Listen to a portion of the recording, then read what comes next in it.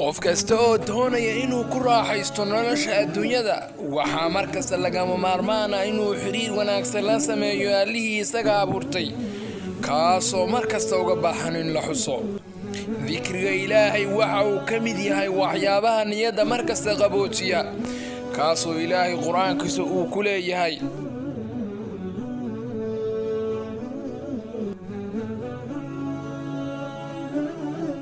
haddaba haddii aad doonayso inaad hesho nolosha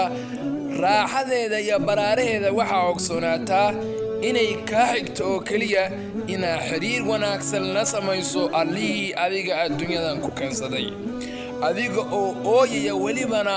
aanan marnaba aan niyad u hayn inaad timaadid adduunyadan haddaba waxaan ku leeyahay qofka bini'aadamka oo xiriirka Ilaahay aad markasta la samaynaysid haddii uu wanaagsanaado kan bini'aadamku waxba ma ahan gabar yar oo aad la sheekaysanaysid waxba ma ahan wiil yar oo aad la sheekaysanaysid waxba ma ahan balse markasta waxaa muhiim ah in Ilaahay subxaanahu wa tacaala lala saaxiibo oo isaga la raali geliyo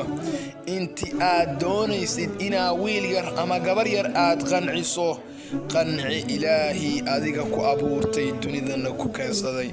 haddaba walaal waxaan ku leeyahay fariintaydan hadha yalsanin wassalaamu calaykum waraxmatullaah